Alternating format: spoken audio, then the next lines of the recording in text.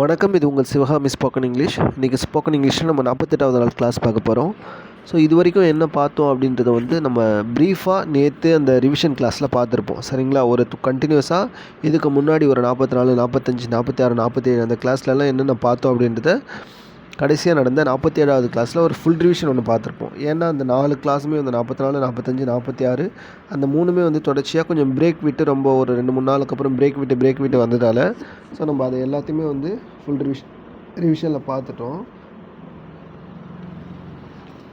அப்போ இன்றைக்கி என்ன பார்க்க போகிறோம் அப்படின்னு கேட்டிங்கன்னா, இப்போ நேற்று என்ன பார்த்தோம் அப்படின்னா, கெட் அப்படின்ற ஒரு வார்த்தையை நம்ம வேறு எந்தெந்த வார்த்தைக்கெலாம் ரீப்ளேஸ் பண்ணி அதை நம்ம பேசலாம் அப்படின்னு பார்த்தோம். அப்போது கெட்டுன்ற வார்த்தையை நம்ம எப்பப்பெல்லாம் ஒரு பொருளை பெறுறதுக்கும் இல்லை எப்பப்பெல்லாம் நம்ம ஒரு பொருளை போய் வாங்குகிறோம் அப்படின்றதுக்கும் இல்லை ஃபெச் பண்ணுறோம் நம்ம கொண்டு வரோம்னு சொல்கிறோம்ல, ஃபெச்னால் கொண்டு வருதுன்னு அர்த்தம். சரிங்களா? அப்படி கொண்டு வர்றதுக்கும் இட்டுட்டு வர்றதுக்கும் சொல்லுவேன். உதாரணத்துக்கு கூட சொல்லுவாங்கள்ல, நம்ம யாராச்சும் கூப்பிட போனால் ஒரு ஆஃபீஸில் ஒருத்தவங்களை பார்க்க போகிறோம். அப்போ அங்கேருந்து திடீர்னு வராங்க ஒருத்தவங்க, என்ன வேணும் அப்படின்னு கேட்குறாங்க.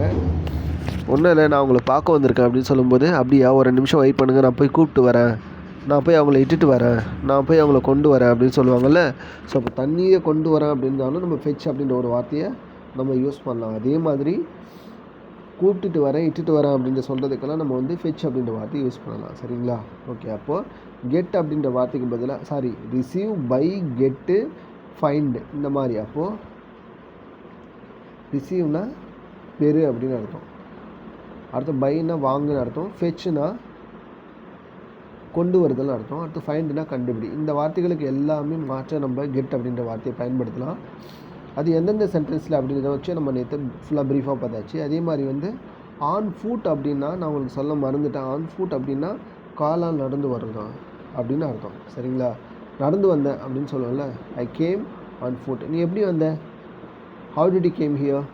How did you come here அப்படின்னு கேட்டாங்கன்னா, எப்படி நீங்கள் வந்த அப்படின்னு கேட்கும்போது, நான் நடந்து வந்தேன், ஐ கேம் ஆன் ஃபுட் அப்படின்னு சொன்னேன், நான் காலால் நடந்து வந்தேன் அப்படின்னு சொன்னேன். அப்போ ஆன் ஃபுட்னால் நடந்து வந்தேன் அப்படின்னு அர்த்தம். சரிங்களா? ஸோ அப்போது கெட் அப்படின்றதுக்கும் அதுக்கு எந்தெந்த வார்த்தை ஒரு 4 வார்த்தைக்கு மாற்ற கெட் அப்படின்ற வார்த்தையும் பயன்படுத்தியாச்சு,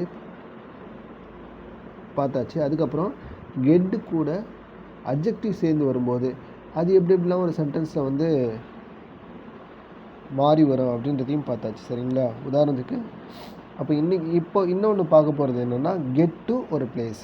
கெட் டு அப்படின்ற வார்த்தையை அடுத்தது ஏதோ ஒரு பிளேஸ்னால் அந்த பிளேஸ் மட்டும் இல்லை, எந்த ஒரு இதத்தையும் நம்ம குறிக்கும்போது கெட் டு அப்படின்ற வார்த்தைக்கு அப்புறம் ஒரு இதத்தை குறிக்கும்போது அது என்ன மீனிங் கொடுக்குதுன்னா, வருகை அப்படின்னு கொடுக்குது. இங்கே பாருங்களேன், இப்போது அப்பா நான்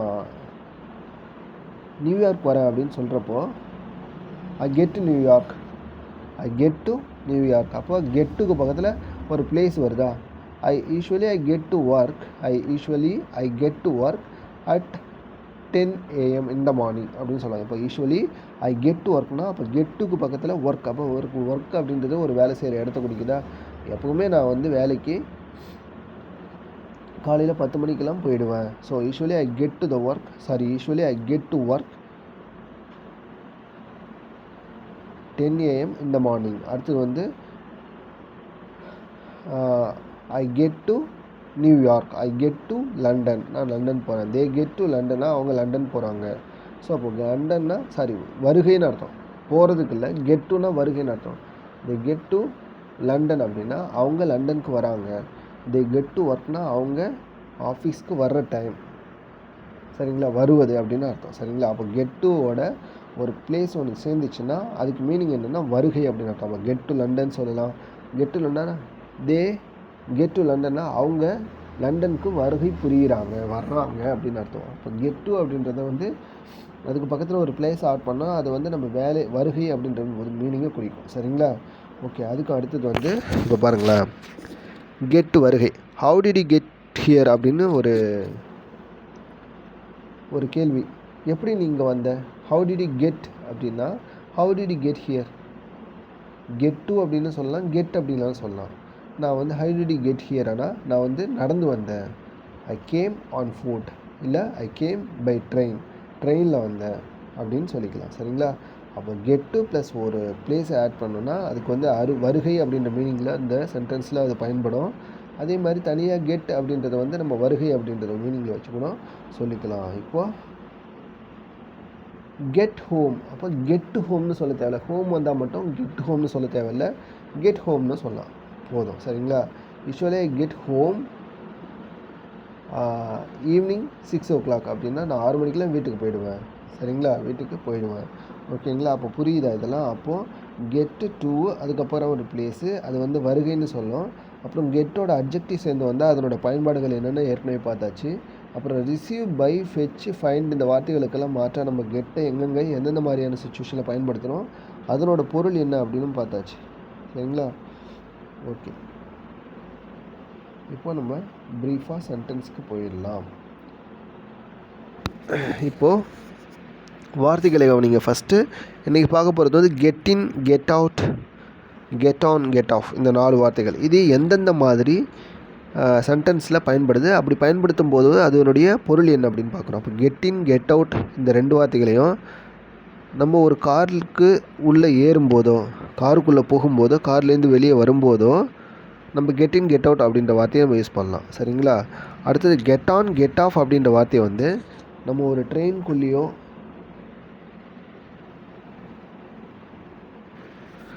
அப்போது கெட் ஆன், கெட் ஆஃப் அப்படின்ற வார்த்தையெல்லாம் நம்ம ஒரு ட்ரெயின்குள்ளேயோ இல்லை ஒரு பஸ்ஸுக்குள்ளேயோ இல்லை ஒரு ஃப்ளைட்டுக்குள்ளேயோ ஏறும்போது கெட் ஆன் அப்படின்ற வார்த்தையையும் இறங்கும்போது கெட் ஆஃப் அப்படின்ற வார்த்தையையும் நம்ம யூஸ் பண்ணலாம். சரிங்களா? அப்போ புரியுதா? கெட் இன், கெட் அவுட் அப்படின்றது ஒரு கார்லேருந்து காருக்கு உள்ளே போனால் அது வந்து கெட் இன், கெட் அவுட் அப்படின்றது வந்து ஒரு கார்லேருந்து வெளியே வர்றது. சரிங்களா? அப்போ கெட் கூட சேர்ந்து கெட் இன், கெட் அவுட் அப்படின்றது வந்து நம்ம காருக்கு உள்ளே போகிறது கெட் இன்னும், காருக்கு வெளியில் வர்றது கெட் அவுட் அப்படின்னும்.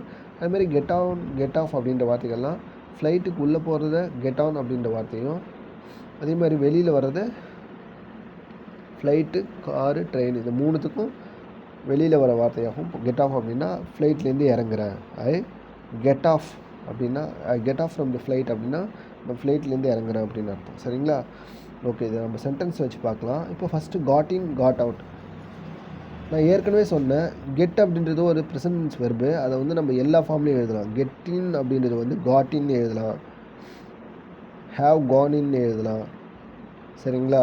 வில் ஹேவ் கான் இன்னு எழுதலாம், வில் கெட் இன் அப்படின்னு எழுதலாம். சரிங்களா? இப்போ get in, got in, gone in, will get in அப்படின்றது எல்லாமே எல்லா டென்ஸுக்கும் உள்ள வார்த்தைகளாக அமையும். இப்போ நம்ம நார்மலாக பேசிக்காக பார்த்தோம்னா கெட் இன்.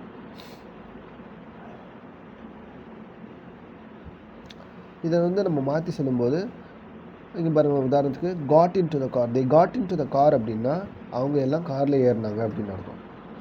அவங்க காருக்குள்ளே போனாங்க. They got in to the car அப்படின்னா அவங்க காரில் போனாங்க அப்படின்னு அர்த்தம். The get in to the car அப்படின்னா get in to the car, get in to the car அப்படின்னா அவங்க எல்லாம் காருக்குள்ளே போனாங்க அப்படின்னு அர்த்தம். சரிங்களா? அப்போ போகிறாங்க. கெட் இன் அப்படின்னு வந்து ப்ரெசண்ட்டில் சொல்லணும். The get in to the car அப்படின்னா அது ப்ரெசண்ட்டில் இப்போ ஒரு செயலை செய்கிறாங்க, காருக்குள்ளே போகிறதாகவும். Got in to the car அப்படின்னா அவங்க காருக்குள்ளே போனாங்க அப்படின்றது தான் அது மீன் பண்ணோம். சரிங்களா? ஓகே, அதுக்கு அடுத்தது வந்து இப்போ ஒரு சென்டென்ஸ் நீங்கள் பாருங்கள். சம்பத் காரில் ஏறி போனா. சம்பத் எங்கே போனான் அப்படின்னு கேட்டால் சங்கத் எங்கே போகிறான் அப்படின்னு சொன்னால் சம்பத் ஒரு காரில் ஏறி போனான். இது வந்து கடந்த காலத்தில் ஒரு நடந்த செயல். சம்பத் காரில் ஏறி போனான். இதை வந்து நம்ம எப்படியே இங்கிலீஷில் கெட்டின் அப்படின்ற வார்த்தையை வச்சு அதை கடந்த காலத்தில் காட்டின் அப்படின்ற வார்த்தையை வச்சு எப்படி சொல்லலாம். கெட்டின்றது வந்து இப்போ நடக்கிற செயலை குறிக்கக்கூடிய வார்த்தை, காட்டின்றது வந்து கடந்த காலத்தில் நடந்த செயலை குறிக்கக்கூடிய ஒரு வார்த்தை. அதை நம்ம எப்படி நம்ம சென்டென்ஸில் யூஸ் பண்ணி இந்த சம்பத் காரில் போனான் அப்படின்ற வார்த்தையை நம்ம சொல்லணும். சம்பத் காரில் போனான், ஏறி போனா அப்படின்ற வார்த்தையை வந்து எப்படி சொல்லணும்னா Sampath got in to the car and drove அவே.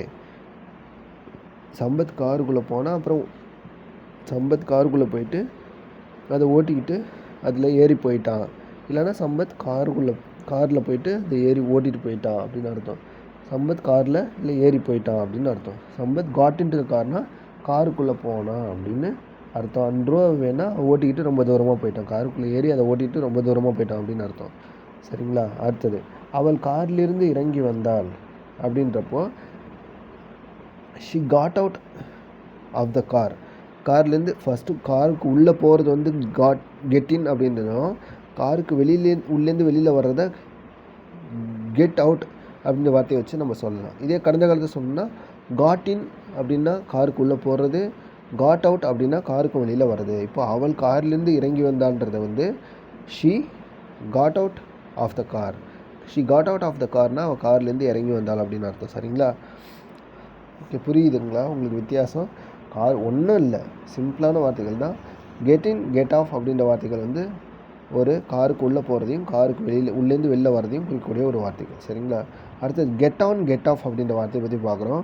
இப்போது இந்த சென்டென்ஸை படிங்களா. நாங்கள் மெட்ராஸ் கோயம்பேட்டில் பஸ் ஏறி சிதம்பரத்தில் வந்து இறங்கிட்டோம் அப்படின்னு ஒரு சென்டென்ஸ் இருக்குது. நாங்கள் மெட்ராஸில் கோயம்பேட்டில் பஸ் ஏறி சிதம்பரத்தில் வந்து இறங்கிட்டோம் அப்படின்ட்டு. அப்போ அதை நம்ம எப்படி சொல்லலாம்?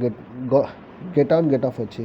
இப்போ பஸ் ஏறுறதுக்கு வந்து கெட் ஆன் அப்படின்னும், பஸ்ஸுலேருந்து இறங்கி வர்றது, பஸ்ஸில் மட்டும் இல்லை ட்ரெயினில் ஃப்ளைட்டில் எல்லாம் ஏறுறதுக்கு கெட் ஆன் அப்படின்னும், ட்ரெயின் பஸ் ஃப்ளைட் இதுலேருந்து இறங்கி வர்றதுக்கு கெட் ஆஃப் அப்படின்ற வார்த்தையை நம்ம யூஸ் பண்ணிக்கலாம். அப்படிங்க பாருங்களேன். அப்போ நாங்கள் மெட்ராஸ் கோயம்பேட்டிலேருந்து பஸ் ஏறி சிதம்பரத்தை வந்து இறங்கிட்டோன்றதை we got on the bus at Koyambedu bus stand in Madras. We got on the பஸ்னால் நாங்கள் பஸ் ஏறணும். சரிங்களா? நாங்கள் பஸ்ஸில் ஏறி வி காட் ஆன் த பஸ்னால் பஸ்ஸில் ஏறணும். At Koyambedu bus stand in Madras. Koyambedu bus stand மெட்ராஸில் இருக்கக்கூடிய கோயம்பேடு பஸ் ஸ்டாண்டில் வி காட் ஆன் த பஸ்ஸில் ஏறணும். அப்புறமா and got off in Chidambaram. பஸ்லேருந்து இறங்கிட்டோம். காட் ஆஃப்னா இறங்கிட்டோம். காட் ஆஃப் இன் சிதம்பரத்தில் இறங்கிட்டோம் அப்படின்னு அர்த்தம். அப்போது கெட் ஆன் கெட் ஆஃப் அப்படின்ற வார்த்தைகள் மீனிங் புரியுதா? இதை வந்து நம்ம காட் ஆன் காட் ஆஃப் அப்படின்னு வச்சு சொல்லலாம். இங்கே பாருங்கள். இப்போ இந்த சென்டென்ஸ் பாருங்களேன்.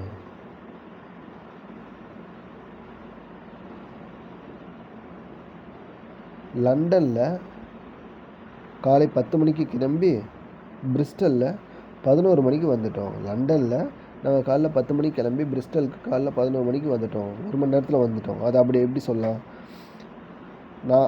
நான் லண்டனில் 10 மணிக்கு கிளம்பி பிரிஸ்டலுக்கு 11 மணிக்கெலாம் வந்துட்டேன்னு சொல்லணும். ஸோ அதை எப்படி சொல்லும்போது ஐ left from London at 10 a.m. in the morning and got to Bristol.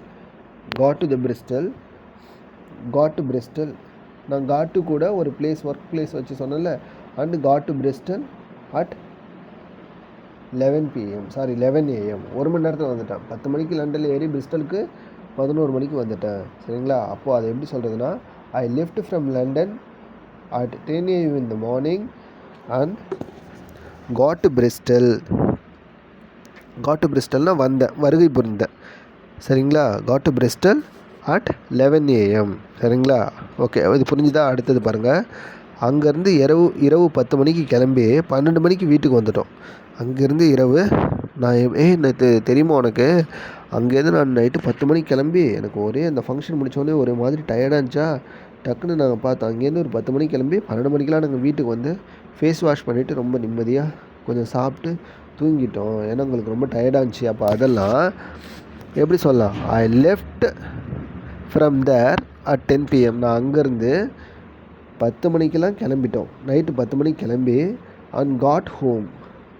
அப்போது நான் என்ன சொன்னேன் ஆல்ரெடி, இந்த ஹோமுக்கு முன்னாடி டூ அப்படின்ற வார்த்தையில் சேர்க்க தேவையில்லை. கெட் ஹோம் அப்படின்னு சொல்லிக்கலாம், இல்லை காட் ஹோம்னு வச்சுக்கலாம். I got home at 12 p.m. 12 மணிக்கு நாங்கள் வீட்டுக்கு வந்துட்டோம். இப்போ எப்படின்னா I left from there at 10 p.m. அங்கேருந்து நாங்கள் 10 மணிக்கு கிளம்புனோன்னா அங்கேருந்து கிளம்பி அண்ட் காட் ஹோம் வீட்டுக்கு வந்தது எப்படின்னா வீட்டுக்கு வந்தோம். I got home at 12 a.m. இங்கே வந்து ஐ லெஃப்ட் அப்படின்ற வார்த்தையும் காட் அப்புறம் அதுக்கு உள்ள பிளேஸ்ன்ற வார்த்தையும் அது தொடர்ச்சியாக கண்டினியூஸாக நம்ம எப்பவுமே பயன்படுத்துவோம். சரிங்களா? ஓகே, அடுத்து 3வது பாருங்கள். நான் பஸ்ஸிலிருந்து இறங்கி என்னோடய வீடு வரைக்கும் நடந்தே போனேன்.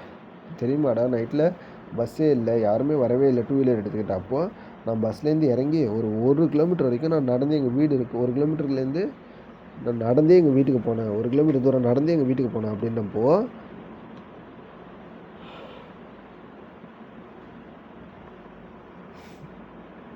இங்கே நான் பஸ்லேருந்து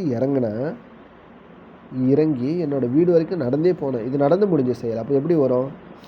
ஐ got off from the bus and walked to my house I got off from the bus and walk to my house on foot அப்படின்னா நான் வந்து பஸ்லேருந்து இறங்கி and walk to my house on ஃபுட்னா காலாலே எங்கள் வீட்டுக்கு நடந்து போனேன். சரிங்களா, நான் பஸ்லேருந்து இறங்கி என்னோடய வீடு வரைக்கும் நடந்தே போனேன்றதை இது சொல்லும். சரிங்களா, அடுத்தது இது பாருங்களேன். இது என்ன சென்டென்ஸு? இந்த சென்டென்ஸ் என்ன சொல்லுது? நான் ஒரு முட்டாள்தனமான காரியம் பண்ணிட்டேன்ப்பா, நான் ஒரு தப்பான ட்ரெயினில் ஏறிட்டேன். இது என்னென்னா, நான் முட்டாள்தனமான ஒரு காரியம் பண்ணிட்டேன். என்னென்னா, நான் ஒரு தப்பான ட்ரெயினில் ஏறிட்டேன். அது எப்படி நம்ம சொல்கிறது? I made a stupid mistake, I made a stupid mistake and got on a wrong train. அப்போ தப்பான ட்ரெயினில் ஏறிட்டேன். ட்ரெயினில் ஏறுறதுக்கு நம்ம என்ன சொல்லுவோம்? And got on. ஏன்னா இது கடந்த காலத்தில் நடந்து முடிஞ்ச செயலை பற்றி பேசுது, அதனால் பாஸ்ட் டென்ஸ் தான் சொல்லணும். கெட்டின்னு சொல்லக்கூடாது. Got on a wrong train அப்படின்னு தான் சொல்லலாம். காட் ஆன் எ ராங் ட்ரெயின்னா நான் தப்பான ட்ரெயினில் ஏறிட்டேன். சரிங்களா, ஓகே, இப்போ புரியுதுங்களா உங்களுக்கு? ஓகே, அதுக்கு அடுத்தது இப்போ என்ன சொல்ல பாருங்கள்.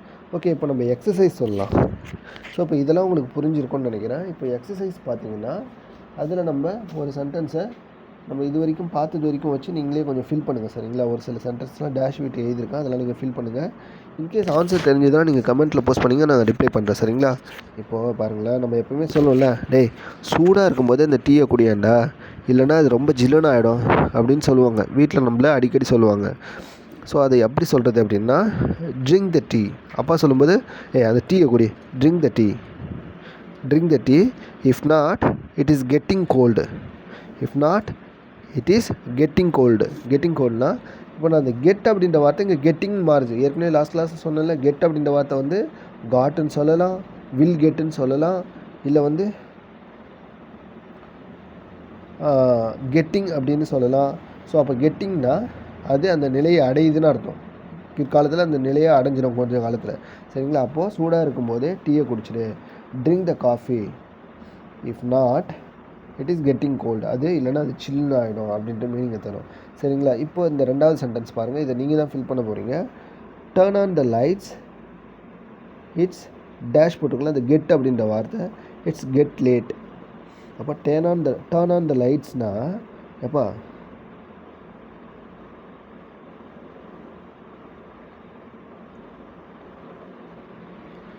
டர்ன் ஆஃப், இது வந்து turn on the lights. Turn on the லைட்ஸ்னு லைட்டை ஆன் பண்ணுங்கள். இட்ஸ் கெட்டு. இந்த கெட்டுன்றது இந்த டேஷில் எப்படி மாறும்? காட்டுன்னு மாறுதா இல்லை கெட்டிங்னு மாறுதா அப்படின்னு சொல்லுங்கள். சரிங்களா, அப்போ turn on the lights, it is dash late. அப்படி கெட்டுன்ற வார்த்தை எப்படி மாறுதுன்னு டேஷில் சொல்லணும். சரிங்களா, இப்போ ரொம்ப பொழுது விடிஞ்சிடுச்சு, அப்போ லைட்டை ஆன் பண்ணுங்கள். இதுவே ரொம்ப நேரமாகிடுச்சு, காலையில் ரொம்ப நேரம் 7 மணி வரைக்கும் தூங்கியாச்சு. ஸோ அப்போது லைட்டை ஆன் பண்ணுங்க அப்படின்னு அர்த்தம். ஓகே, அதுக்கு அடுத்தது ஐ எம் கெட்டிங் டேஷ். அதுக்கு பக்கத்தில் மேரி அப்படின்னு ஒரு வார்த்தை இருக்குது. Next week I am getting marry. அப்போ மேரி அப்படின்ற வார்த்தை இந்த டேஷில் எப்படி மாறும் அப்படின்னு நீங்கள் சொல்லுங்கள். ஐ எம் கெட்டிங் டேஷ், ப்ராக்கெட்டில் மேரி இருக்கிற வார்த்தை இந்த டேஷில் எப்படி மாறும்னு சொல்லுங்கள். Next week I am getting marry. Next week அப்படின்றது வந்து இந்த மேரின்றது எப்படி மாறிடும் அப்படின்னு நீங்கள் சொல்லுங்கள். அடுத்த வாரம் எனக்கு கல்யாணம் ஆக போகுது அப்படின்றது தான் நான் அந்த இடத்துல சொல்லியிருக்கேன். ஓகேங்களா, அடுத்தது when you go out can you get some milk அப்படின்னு ஒரு வார்த்தை இருக்குது. கேன் யூ டேஷ், அதுக்கு டேஷில் ப்ராக்கெட்டில் கெட்டு போட்டிருக்கேன்.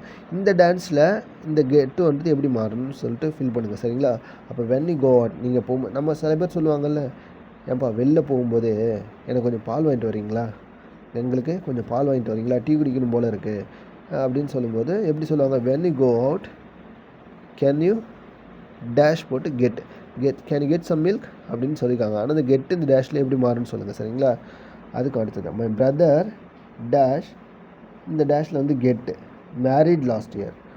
அப்போது இந்த கெட்டு வந்து இந்த டேஷில் எப்படி மாறும்னு சொல்லுங்கள். நான் எப்படி சொல்லியிருக்கேன்? கெட்டு வந்து காட் ஆகும், இல்லை கெட்டிங்னு வரும், இல்லை வில் கெட்டுன்னு வரும் அப்படின்லாம் சொல்லியிருக்காங்க. ஸோ அப்போ இந்த கெட் வந்து my brother dash married last year. இந்த சென்டென்ஸில் உள்ள கெட் அப்படின்ற வார்த்தை ப்ராக்கெட்டில் கொடுத்து கெட் அப்படின்ற வார்த்தை அந்த டேஷில் எப்படி மாறுதுன்னு சொல்லுங்கள். சரிங்களா, இது என்னென்னா இந்த my brother dash married last இயர்னு இருக்குது.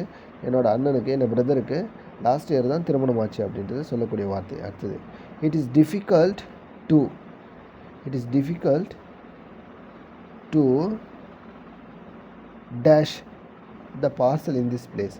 அப்போ கெட் அப்படின்ற வார்த்தை இந்த டேஷில் வந்து எதுக்கு மாற்றா சொல்கிறாங்க? நான் ஆரம்பத்திலே சொன்னேன்ல, ரிசீவ் பண்ணுறதுக்கும், வாங்குறதுக்கும், ஃபெட்ச் பண்ணுறதுக்கும், ஒரு பொருளை கண்டுபிடிக்கிறதுக்கும் நம்ம வந்து அதுக்கு இந்த 4 பொருள் வர இடத்துக்கும் இதுக்கு மாற்றா வந்து கெட் அப்படின்ற வார்த்தையை யூஸ் பண்ணலாங்க. ஸோ அப்போது it is difficult to dash parcel in this place அப்படின்ட்டு இந்த பிளேஸில் நம்ம இந்த பார்சலை கண்டுபிடிக்கிறது ரொம்ப கஷ்டமான காரியம் அப்படின்னு சொல்லும்போது தான் அது யூஸ் ஆகுது, இந்த டேஷ் வருது. ஸோ அது எப்போ அப்படி மாறும்னு நீங்கள் சொல்லுங்கள், சரிங்களா? ஸோ அப்போ இது வரைக்கும் நடந்துட்டு புரிஞ்சிருக்கும். இந்த எக்ஸசைஸும் நீங்கள் அந்த டேஷில் என்னென்னு ஃபில் பண்ண சொல்லுங்கள், சரிங்களா? என்னென்ன வரும்ன்ட்டு. ஸோ இதெல்லாம் உங்களுக்கு புரிஞ்சிருக்கும்னு நினைக்கிறேன். இன்கேஸ் ஏதாவது டவுட் இருந்துச்சுன்னா நீங்கள் மறக்காமல் கமெண்ட்ஸில் சொல்லுங்கள், நான் ரிப்ளை பண்ணுறேன். So thanks to all. In case வந்து யாருக்காச்சும் கிராமர் கிளாஸ் வந்து இங்கிலீஷ் கிராமர் கற்றுக்கணும் பேசிக் அப்படின்னா நம்ம சேனல் வீடியோஸ் வந்து ரெஃபர் பண்ணுங்கள், சரிங்களா? தேங்க்யூ, பாய், டேக் கேர்.